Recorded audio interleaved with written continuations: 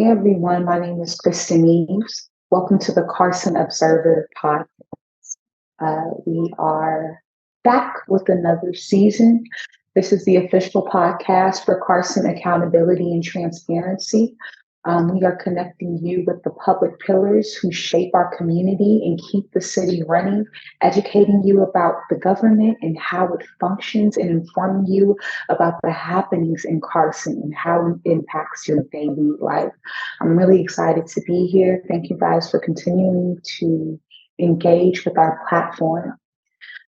Today, we are excited to have Celeste Calabrisi. She's the executive director of the Dominguez Rancho Adobe Museum. We're really excited to have her.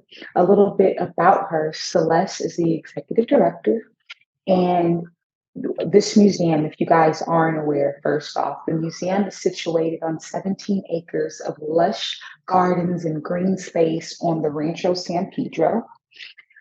It was actually a part of the first Spanish land grant in California, that was given by the King Carlos III of Spain. So some really deep historical roots here.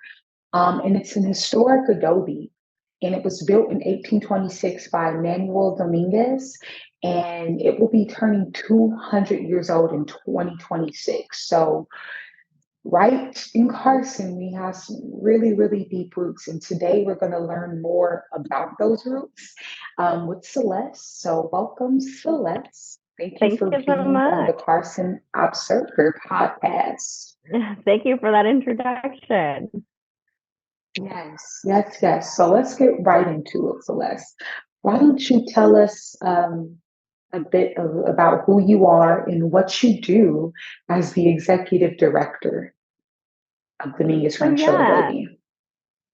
Yeah, we're a small nonprofit museum. It's just me and two other staff members here at the Adobe. So the three of us, we're the dream team. We make everything happen here.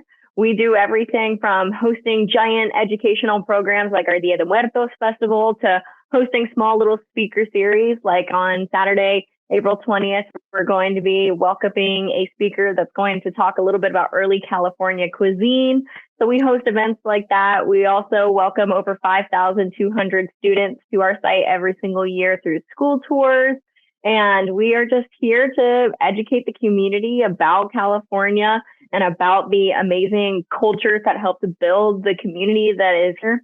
And my role specifically is just to help coordinate all those moving parts and help work with our team to create the best foundation that we possibly can for our community and our staff. That's really awesome. I'm really interested in that event on April 20th, Early California Cuisine. You might see me.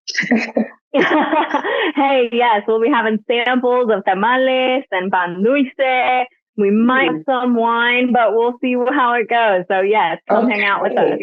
Awesome. So let's get into it. Can you please tell us what is the Dominguez Rancho Adobe Museum? So the Dominguez Rancho Adobe Museum is the operating museum on the property in Rancho Dominguez, but it is not the foundation itself. Our foundation is the Friends of Rancho San Pedro. And all of our operations happen under our nonprofit, which we, keep consistently up in order to keep all of our operations going. And the Adobe is actually on Claretian property. The Adobe Museum was built in 1826, and the whole Dominguez family lived here throughout their entire lifetime. But then in 1924, they donated the home and the remaining property to the Claretian priests. And so the museum now sits still on those priests' land. We're right across from a retirement center of those priests. So we still have priests and fathers and brothers and everyone come and visit us at the museum, which is awesome. But the museum itself is across from all that, and we just have permission to operate on these grounds today. The museum itself, as I mentioned, was built in 1826 by Manuel Dominguez. And Manuel Dominguez is the kind of roots of the South Bay area in California. Manuel Dominguez was a delegate to sign the California State Constitution, was elected mayor of Los Angeles when it was under the Mexican rule. He was elected Justice of the Peace multiple times throughout his political career. He also had 6 daughters, and those 6 daughters are the names that you see all around this area, including Carson, including the Watson Land Company, and including Del Amo. These daughters are some of the most recognizable names in the area. And so that family is the family that we talk about. Their legacy, their family descendants still are around, and they come and they visit the museum frequently. And so that's the history that we're basing all of the museum's operations on. But it is just one small portion of the entirety of California history that we get to share with the community. Well said. What a beautiful story. If you guys haven't had a chance to visit the museum, I highly recommend you visit. Anybody who is a resident of Carson would just be fascinated by the historical roots that really drive this city. And it's just a really cool education to have in your back pocket. Speaking of which, tell us where the museum is located. Yeah, it is a little bit confusing because we're not technically a part of any city. We're sitting here with a Compton code 90220, but we are not actually incorporated in the city of Compton. And though we are sisters with the city of Carson's history, we're also not technically Carson. We are in an unincorporated zone of Los Angeles County. So all of our documentation goes through the LA County Superior's Office. But in general, we are in the middle of an industrial park. So if you don't look for us, you might not find us while you're driving down Alameda. You might not find us, but we're right off of the 91 freeway in Alameda. We are a giant lush greenery, but many people kind of overlook us as they're driving by. If you keep your eyes peeled, you'll see our signs and you'll be able to come and see us. Speaking of which, when is the museum open? When can people come and see you guys? Absolutely. So we are open every single Wednesday, Saturday, and Sunday, and for public tours at 1, 2, and 3 p.m. on those days of the week. And so you can come for a walk-in tour every Wednesday and Saturday. Sunday, we do require reservations. So you have to make a reservation in advance on Sundays. And then as a little special treat, we also have tours every first Thursday and Friday of the month at 1, 2, and 3 as well. All of our tours are conducted by our amazing volunteers. We have about 25 volunteer docents that come and make this dream possible. These docents, some of them have been here for just a year, and some of them have been here for 20 years. So we have such a devoted team of docents that would love to give you a tour and love to share your history. But my favorite part about these docents is they all come with their different perspectives and their different histories. And within all of these histories, the docents never give the same tour twice. You can take a tour with any docent and it will be a completely different tour than the first one that you took. So that's one of my favorite things, is that every single tour is different and you will learn something new every time you take a tour. That is so cool. So speaking of which, you guys have the tours. What are some of the other programs that the Adobe offers? Yeah, we're really busy around here. Almost every month we have a new program that's going on. We have many gardening events that happen throughout the year, as we are pretty big in environmental stewardship. We have native gardens, cactus gardens, rose gardens, children's gardens, a lot of different things on the property. As a 17-acre landscape, we have a lot to work with. And so we have environmental events. We also have educational events. We had our Rancho Days event just in March, and that's an event that is catered to children and it's completely free. We'll get hands-on experience of what it was like during the Rancho era, whether it's from blacksmithing to doll making. They get to learn right in front of them in a different environment about what early Californian history was. We also have cultural events like our Dia de Muertos celebration. We partner with the Las Semillitas Learning Community in Long Beach, which is a wonderful preschool that has amazing programs. So we partner with them to make that magic happen. But in addition, we just have events every single month. And we only have 2 ticketed events. Otherwise, all of our events were free. But our 2 ticketed events are our Mother's Day Tea, which is the Saturday before Mother's Day. So this year it'll be on May 11th. And then we also will have our flamenco nights in the summer, which is just an absolutely lovely event during the summer. In the evening on our Carriage House patio. It's sangria and flamenco, so you can't really get, but those are our only 2 ticketed events. Otherwise, everything here that we do, we try and make for free. And we do that through the help of all of our private donors and just through the help of the generosity of the community. That is so awesome. Definitely a treat. So you don't have to leave the city to have some fun and bring some friends along or your family members along. It seems really cool. So you were talking about the venue, and it's just absolutely gorgeous. I had a great time looking at all of the different native plants. I know you guys have a lot of different cacti and succulents, and that was just really cool to see as somebody who's interested in plants. So, if you're not visiting for an event, are people allowed to rent the museum? How does that work for somebody who wants to share the space with their network? Absolutely. We encourage rentals here. Just from the nature of the property, it is an amazing place to host an event. It is a very spacious area. It's outdoors, and you cannot beat all of the lush greenery and foliage that you would be surrounded by. We typically host a lot of unconventional events. We host the normal birthday parties, baby showers, and things like that. But because our space has such a large capacity, sometimes we're renting to jazz concerts or family reunions and staff retreats. We do so many different things here, and we have 3 different spaces that you're able to rent, and some are an indoor-outdoor space, and then the rest are all outdoor spaces. And we have our own parking right on the site, so you don't have to worry about trying to coordinate parking because we have a pretty good parking area. And in general, the motto of our rentals is a hospitality built on Rancho history. So we try and just show that Rancho culture, which was being absolutely hospitable to your guests as much as you can.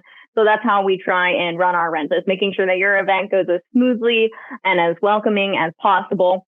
And so we would love to host any event that you have coming up, and we would love to help you make it what it is. We rent our own chairs and tables that we have on the site. So we're kind of a one-stop shop, and you just bring whatever catering you want, and we would love to have you.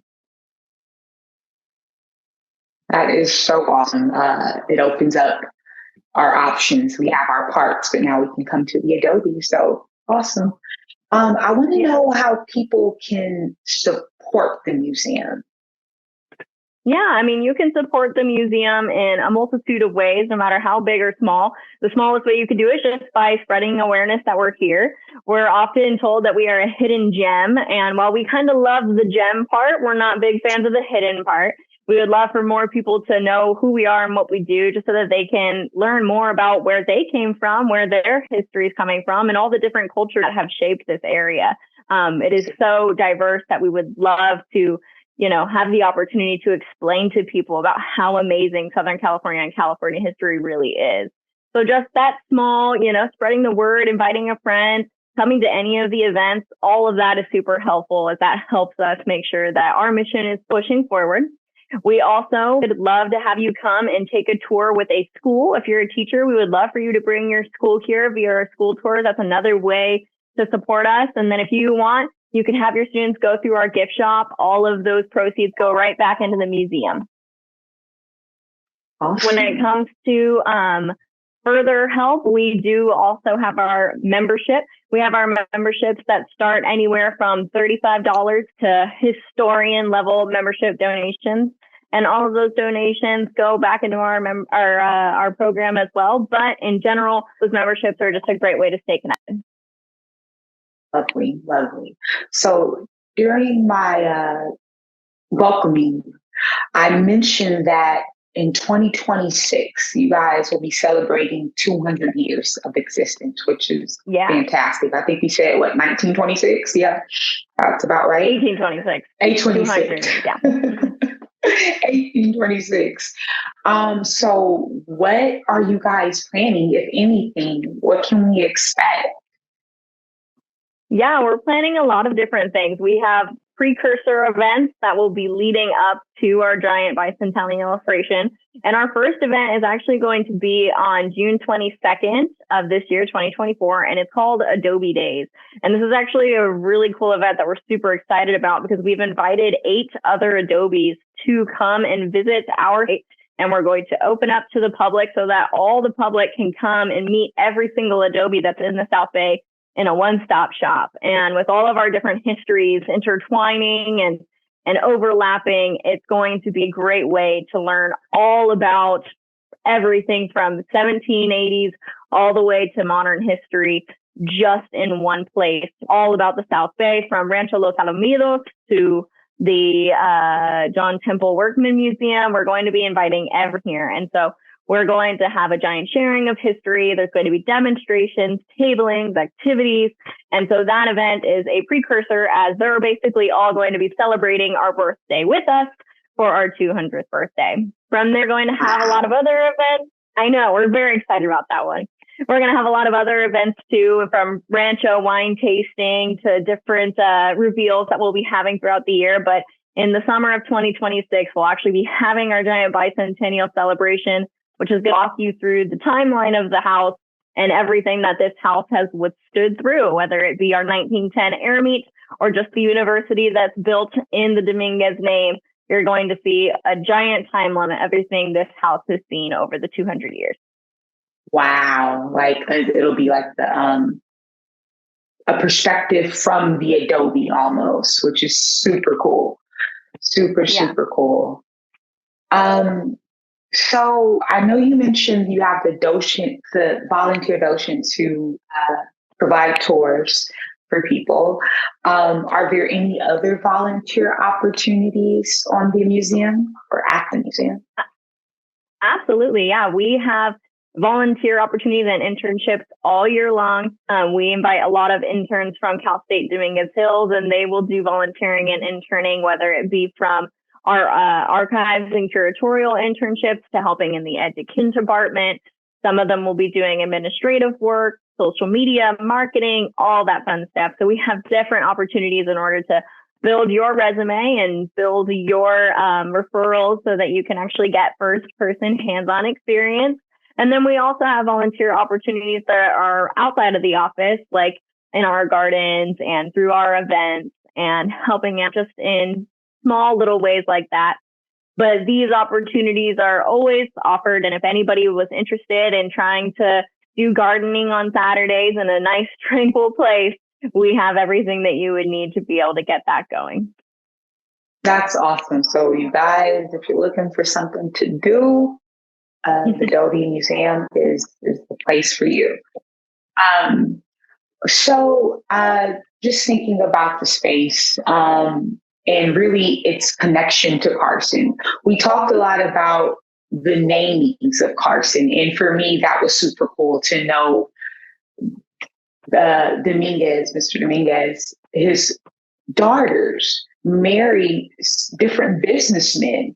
And one of them by the name of Carson, and we have Carson, the city of Carson, and then we have even just the Dominguez Hills name. I was doing a little bit of research and saw that Dominguez, he worked with Juan Apiro Serra when he was a mayor, I believe. And that's super cool because I have so many friends and family members who attended that school. And so just having those just bits of information about where we're, placing our feet on the ground is really interesting to me. So when it comes to the city of Carson, how do you see the the museum fitting in with the city of Carson? How does it intertwine with the city outside, of course, the naming, of course, but just functioning? Yeah, absolutely. Well, I had the privilege of, and I saw that the CAT as well, Kat was there, of going to the State of the City address from Mayor Davis. And so I had the pleasure of going there. And I think that one of the biggest takeaways from that address that overlaps really well with the Adobe is the idea of unity. Everybody at that State of the City address was so excited to be a part of Carson, to be in the city of Carson, to be a member of Carson, to just everything Carson. And that's how we feel here at the Adobe, is that we are part of a community that is filled with togetherness and unity and bringing together and having pride in the history, just as the city of Carson's residents has pride in the city of Carson. We think that those histories 100% overlapping and that we fit perfectly in that mission, because it's just an absolute mirroring of everything that we care about, is an absolute perfect fit for Carson. And so that's kind of how we see ourselves with the city. We see ourselves as, obviously, we're kind of the roots of most of the land. The original land grant was 75,000 acres, and that included Carson. But in general, we see ourselves as being the preservation of the history and the preservation of that idea of unity and togetherness. And Carson has flourished that morality and that perspective. And it's not only in its government, but it's in its citizens. And that's one of the coolest things about the city. And of course, we value that perspective and their honoring of history, as they always willing to extend a hand to us and their history. Lovely, well said. That kind of ties up most of my questions for today. Is you mentioned the Mother's Day event that's happening, as well as the event on April 20th. If you want to mention those one more time for our watchers. Yeah, absolutely. So as I said, this Saturday on April 20th, we will be having a speaker series event on the first Californian early cuisine from Richard Foss, and he will be doing an amazing lecture that's going to be explaining a little bit of what their diets were like, where the food would come from. And of course, we will be having some snacks to complement so that you can be transported back in time with some tamales. And in addition, we will be having our Mother's Day tea on May 11th. And the tea is a lovely get together just on our back veranda. It's our historic veranda where we host a lot of our lovely events. And we're going to be having everything from light sandwiches and entertainment to tea and good company. We also will be having a raffle. So we really encourage everyone to come and enjoy the tea and show appreciation to the special women in our lives. And those are our two most upcoming events. But obviously, you can stay in contact with us via all of our social media platforms. We have Facebook and Instagram that we are consistently updating.